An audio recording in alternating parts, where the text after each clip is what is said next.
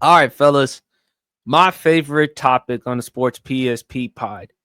Babyface or heel. Now, for those who may not know what babyface heel means in wrestling terminology, babyface means a good guy, heel is a bad guy, tweener is someone in between. So I came up with a list of athletes or celebrities or whoever, and we're going to decide whether babyface or heel. Lamar Odom. Tweener. I'll say because there was a lot of controversy off the court. Just A be lot. careful with the type of candy you talked about, because remember last time. Hey, shout out to D. Yeah. Yeah, I was trying not to bring that up. But him having his Charlie Sheen moments and parties off the court, and not to mention, the Kardashian curse or whatever. Uh yeah, it was a lot. It was a lot off the court, but he was a beast on the court. He was a beast on the court. And you know, you're not gonna leave this earth clean. Let's just get that out of the way. You're not gonna leave this earth clean. And he was involved in a lot of controversy and a lot of the memes back then with certain things going on. He was a hell of a basketball player. He was very instrumental in that Laker repeat without Shaq. When Kobe finally won back to back without Shaq, went to three straight NBA finals. He was instrumental in that. But as far as some of the off the court issues that he had, hurting him, it was more so him hurting himself more than anybody else. But when you hurt yourself, you're going to get criticized because of it, regardless if you're hurting yourself knowingly or unknowingly, if I will say. But yeah, I will say he has to be a tweener at this point. He's really likable enough to be a babyface. He's not likable enough to be a babyface, but he didn't do that super wrong enough to be a heel, I would say. Babyface. I think when you dealing with substance abuse issues, I mean, people are going to be empathetic and sympathetic. I mean, obviously. And Lamar Odom, I watched a lot of the Kardashian show with him and Chloe. They were funny. I love watching Lamar and Chloe and also Rob Kardashian on Keeping Up with the Kardashians. It was fun. I had a lot of fun watching the Kardashians show. Hey, I'll admit it. I mean, I love watching the Kardashians from time to time. It was fun. Um, I love the candy one. No, not the Charlie Sheen one. The candy one. The, the candy story Yeah. of him eating all them Snickers, them Starbucks, them Twizzlers. And I'm like, how the hell can you eat all this candy and you still an elite athlete? One can only know. And he's 6'10, very crafty, left-handed. Do you remember some of them the old school basketball days, champ? How the way he was playing street ball? Because Yeah. again, Lamar Odom from New York City now. Yeah. He was a baller. We look. One thing we're not going to sit here and do is understate his career. We're not going to do that. He was like I said, he was instrumental in getting Los Angeles at one of those two championships. Mm. And Kobe was not, God rest his soul. Kobe was not pleased when they was trying to trade him at that point. He wasn't. Yeah, he was devastated. Lamar Odom was devastated at the time he was traded to Dallas, to which Stephen A. Smith even admitted he had him on his show, his radio show, 710 ESPN in LA. He was crying Yeah. because of how devastated he was. And he felt abandoned because, again, he loved being with the Lakers. The knock on Lamar Odom was like two things. Number one was him being in Los Angeles and the love for the purple and gold. He loved it. He cherished it. And the reason why I say babyface is because he is a great example of Laker Nation. Winning championships, being celebrated for your work, but also to Lamar Odom, made it relatable and made it easy for me to accept myself, to accept some of the problems that I have. I mean, Lamar Odom had problems, substance abuse issues, candy issues, even women issues. I mean, I don't want to get into this too specific. Did do you remember how many women he used to sleep with back in the day, champ? I tried to forget it. I mean, I there, think it there, was I think it was it, over 2,000 women. Ain't nothing compared to Will Chamberlain though. yeah, I mean, look, when you are in that life, it's people gonna be throwing themselves at you, man. Yeah, People, 2,000 women, over 2,000 women. yeah, it's people throwing themselves at you just for just. I think the late great Easy said it best.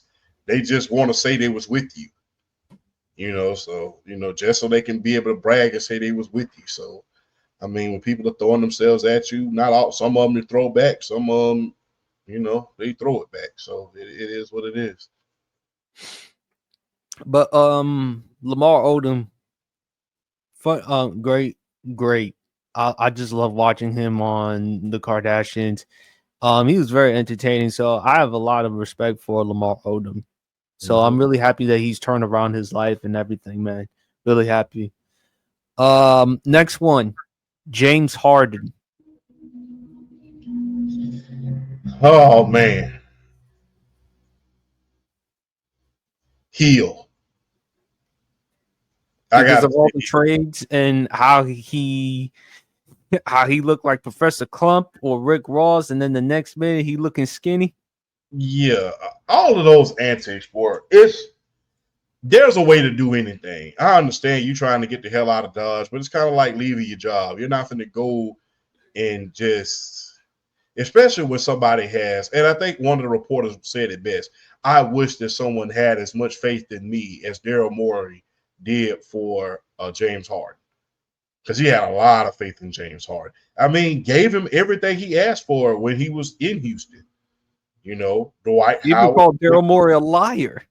Yeah, you could call him a liar and everything else. I mean, it was a lot, man, for him to force himself out of Houston, did not really do anything in Brooklyn, Philadelphia. Now he's getting his footing back in LA, but it'll never be what it was. At one point, he was on fire. I mean, he was on fire. I mean, First player to get like what, a 60-point triple double. a 60-point triple double. I mean, he was lights out. But unfortunately, the way he forced himself out of those organizations, showing up in the fat suit or whatever the hell, and acting like he went to Denny's and ate the All-Star special 5 times over, that left a He looked a sour little taste. bit. No offense, champ. He looked a little bit like you, a little version of you. No, I don't have my beard. Don't grow out like that. I ain't got them Larry Bird braids that he had. That he got them braids that start right in the middle of his head and then go back. That's I don't really do that. I just keep my hair cut off. But yeah, I mean, James Harden was one of the best players that we're ever going to see at the shooting guard position. He proved only the second player in history to, right behind the late great Bill Walton, to win the MVP and win the Sixth Man of the Year. He was on fire.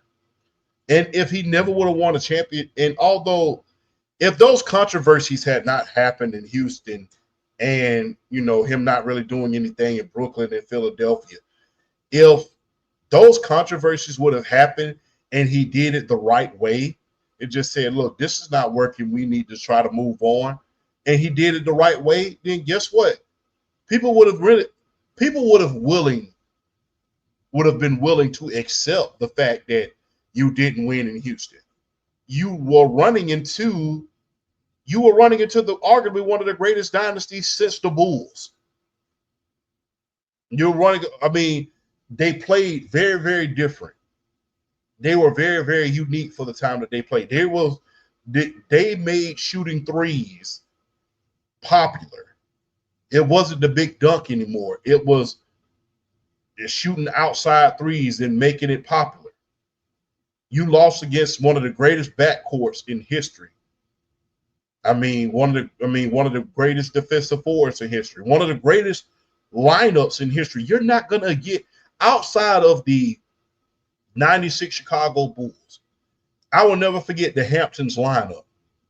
You had Draymond Green, Andre Iguodala, Kevin Durant, and the Splash Brothers. So I really don't knock him for not winning a championship against that onslaught. Not even LeBron could win against that. Except 2016. Oh, well, I'm sorry. You're talking about 20 with the Big Four. Not even LeBron could do that until 2016. The best chance that they had was the year when Harden won the MVP. Had CP3 had not gotten hurt, because remember, he had that hamstring injury.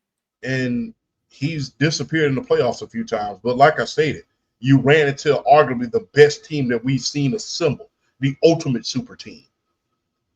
So, I mean, it was so super that they made a whole skit about it on Bleacher Report. You know, they was literally, you know, impersonating vampires and stuff like that.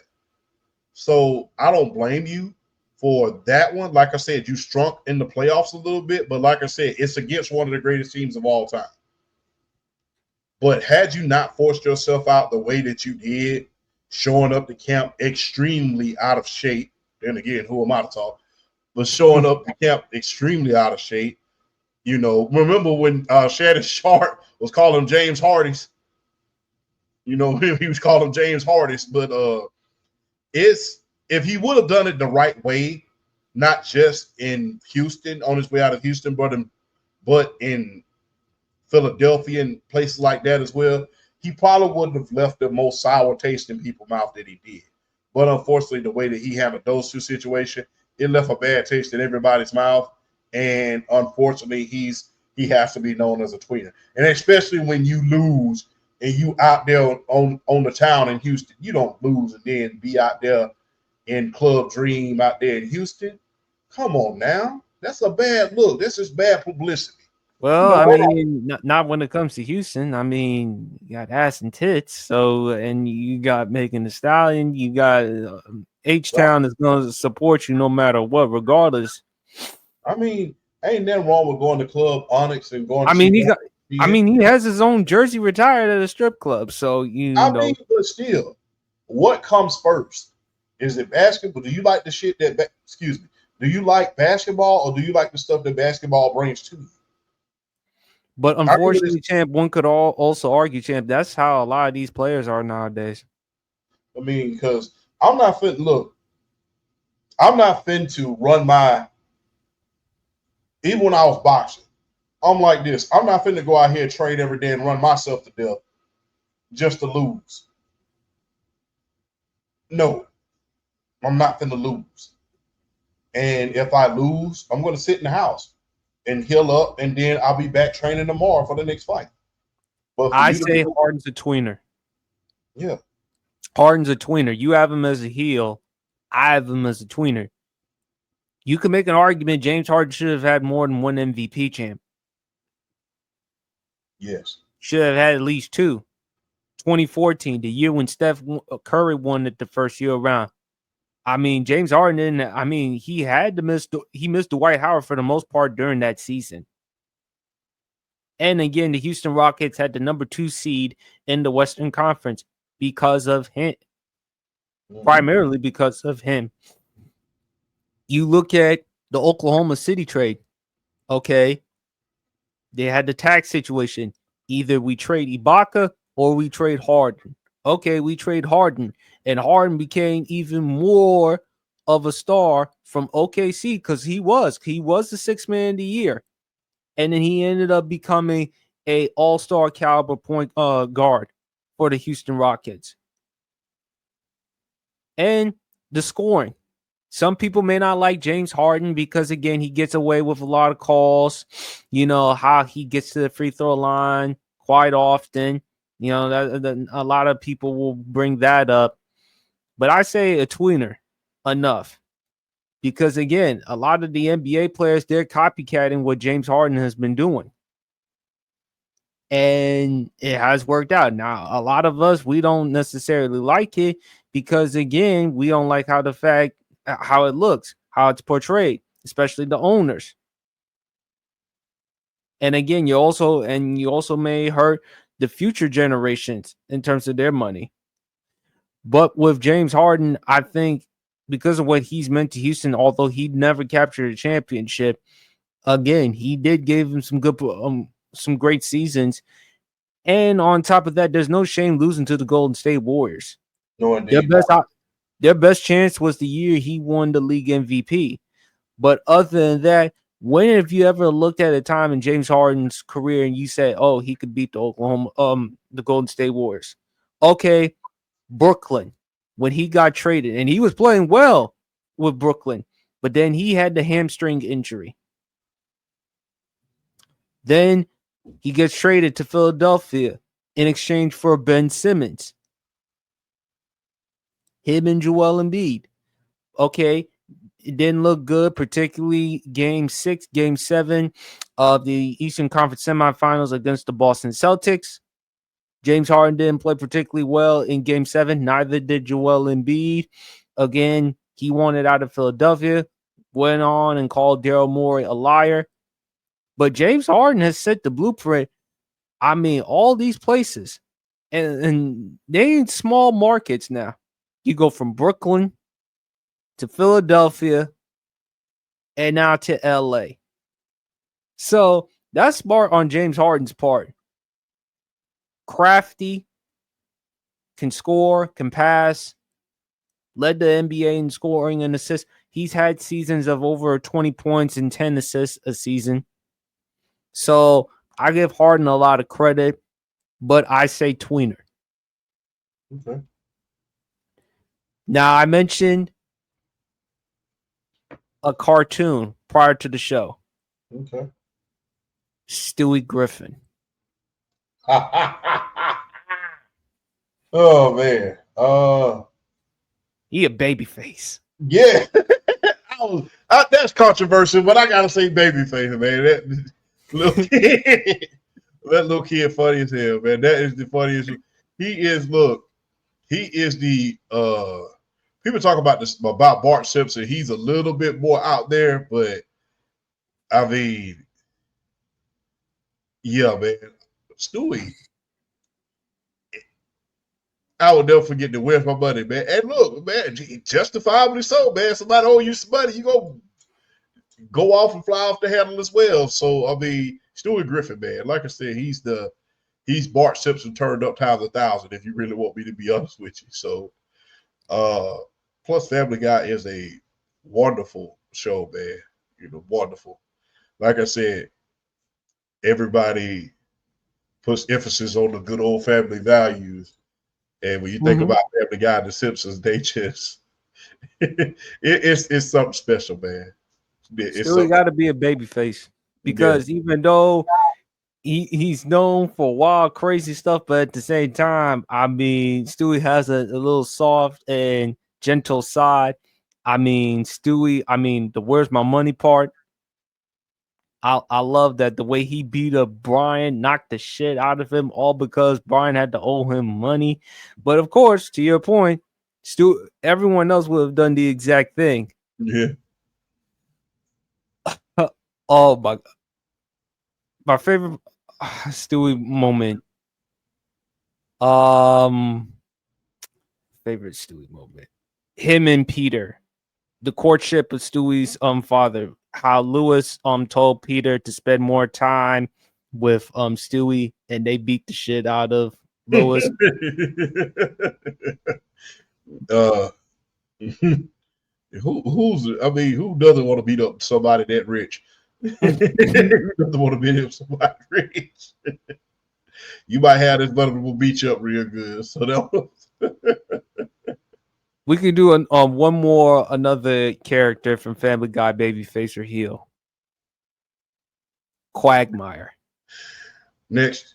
That's a heel, and I'm not gonna go any further than that. That's a flagrant heel. I ain't gonna go no further than that. I'm straight on that. Not even when he says Giggy. Yeah, I'm good. That's Quagmire is wild though. Wild is being kind. Remember how he had an affair with Loretta? Cleveland's ex-wife? Quagmire. And that's a CLB to the fullest extent. If you don't know what a CLB is, look it up. So. And then let's not forget, remember the episode when Peter won the on Wheel of Fortune and he had the free maid service and then he fell in love with the maid? And then how there was the funeral for Quagmire and then Death showed up, but come to find out Quagmire wasn't really dead. It was all fake. And his wife passed away because she touched Death. And then it's like, Death, can I have that body over there for like an hour or half hour? And then Peter's like, oh, that's Quagmire. I'll never forget when that lady put it on Quagmire, he got froze like this in the ambulance. So Quagmire is that's probably the most controversial character. And it's a controversial show already. Quagmire is one of those super controversial figures, man. Well, I don't know if he's more controversial than Herbert. Nah. Yeah. Yeah, that's a whole other ball game for a whole other day. But like I said, that's why you called me the New Jersey Genius for a reason. I've been trying to add more things than just athletes, also celebrities and cartoon characters. You were surprised when I brought up Stewie, huh? Yeah, Stewie. I didn't expect that. I'm thinking you finna bring up somebody like Taz or Bugs Bunny or something like that. Stewie is a whole nother ball game. Actually, we could do one more. Eric Cartman. Man. Babyface. I don't care what nobody still died on that here. That's a Babyface. Yes. Absolutely. Hey man, look, man. He's quick. I've never seen somebody roast somebody quite like Cartman can. Oh my god, the way he attacks Top. I will never forget this song. I got in trouble in school one day for singing that damn song. I got in trouble in school for singing that damn song. Wearing that particular outfit that he had on for Halloween, that like, what the hell are you doing? Then what's so funny about that? They took that costume off of him and made him a ghost. That was Cartman is very, very quick and diabolical. But like I said, Cartman's a babyface, man. I don't care what anybody say. Cartman's a babyface, man. He is, man. Cartman is insane. I mean, like, he is smart, funny, diabolical. Do you remember the episode on when he was before he and Wendy had that match? Yeah. When Wendy beat the shit out of him. Yeah. Remember he took a dump on Garrison's desk? Mr. Garrison used to go through it, man. Mr. Garrison used to go through it. They tortured that damn teacher. I ain't never seen a teacher go through more than what he would. Yeah, that was crazy, man. But Cartman the babyface. We agreed there. We vehemently agreed there. Cartman's a babyface. Plus, hey. If Stewie's a babyface, what is Cartman? Yeah, Cartman's a babyface, man. Matter of fact, I might just dress up as Cartman this year. I might just dress up as Cartman this year when I go to Halloween. I might just do that this year. The government episode. When he tried to infiltrate the government. Yeah, I never forget the when he was on the farm too.